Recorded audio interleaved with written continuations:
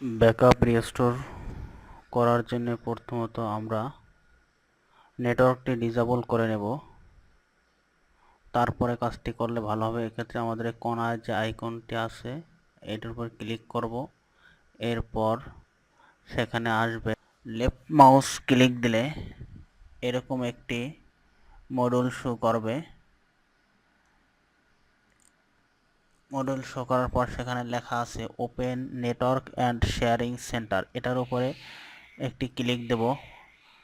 Click দেওয়ার পরে এখানে আছে বাম পাশে পরে লেখা আছে চেঞ্জ অ্যাডাপ্টার সেটিং। এর উপরে একটি ক্লিক দিলাম। এরপরে আমাদের নেটওয়ার্কের আইকনটা চলে আসলো লোকাল এরিয়া কানেকশন। এর উপরে রাইট মাউস ক্লিক করলে ডিসেবল লেখা আসবে। ডিসেবলের উপরে আমরা বাম বাটনটি ক্লিক করলে ডিসেবল হয়ে যাবে নেটওয়ার্কটি। এরপর আমরা ব্যাকআপ রিস্টোর শুরু করতে পারি। সেক্ষেত্রে আমাদের ডেস্কটপে দুটি আইকন থাকতে পারে, জেবিএল ডাটাবেস ম্যানেজার একটি কালার আইকন এবং নিচে এই একটি আইকন। দুটির যে কোনো একটি আইকন থাকলেই হবে। এই দুটির কোনো একটি ফাইল যদি আপনার কাছে না থাকে তাহলে ফাইলটি সংগ্রহ করার ব্যবস্থা করুন, তাহলে সহজে রিস্টোর করা যাবে।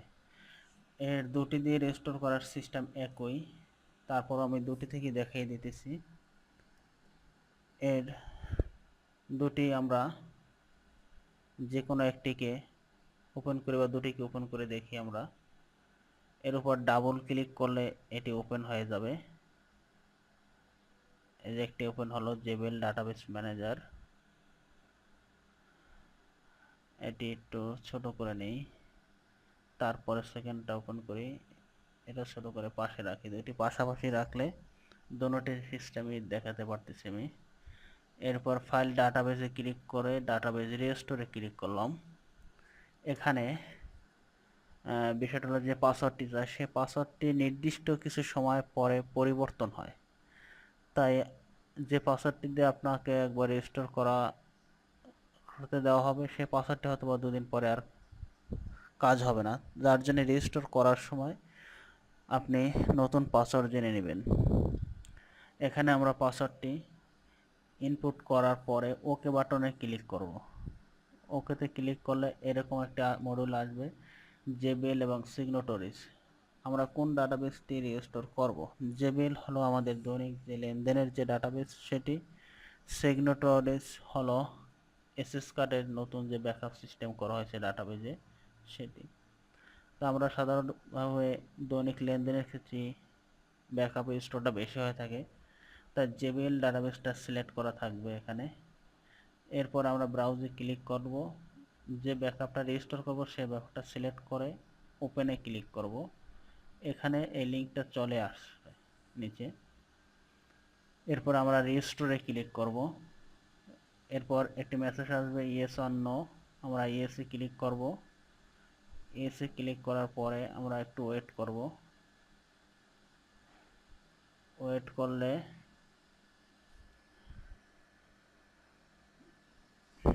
দেখা যাবে যে ব্যাকআপ রেজিস্টোর হইতেছে।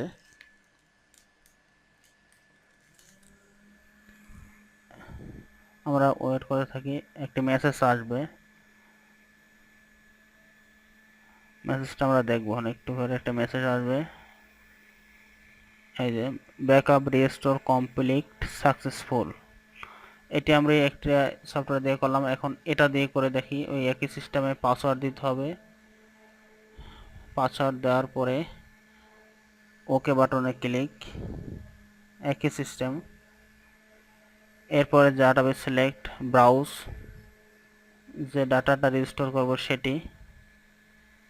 এরপরে রিস্টোরে ক্লিক,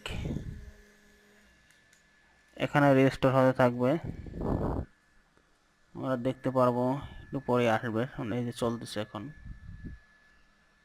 এখানে রেজিস্টার হওয়ার পরে আলাদাভাবে কোনো মেসেজ দিবে না কমপ্লিট সাকসেসফুল হওয়ার ক্ষেত্রে। এখানে রেজিস্টার হলে যে সিএমডি মোডে রেজিস্টার হলো সে মোডটি চলে যাবে অটোমেটিক। এরপর আমরা ক্লোজ করে দিলাম এটাও ক্লোজ করে দিতে পারি। তারপরে আমরা ইজি ব্যাংকিং আমরা ইজি ব্যাংকিং অন করে দেখব যে আমাদের যে ডেটের রেজিস্টারটা করলাম সেই ডেটটি ঠিক আছে কিনা। ঠিক থাকলে আমরা কাজ শুরু করে নেব পরবর্তী। ওকে, থ্যাংক ইউ। তবে এরপরে রেজিস্টোর হলে আপনি নেটওয়ার্ক আবার এনাবল করে দিতে হবে, তা না হলে অন্য পিসিগুলোতে লাইন পাবে না।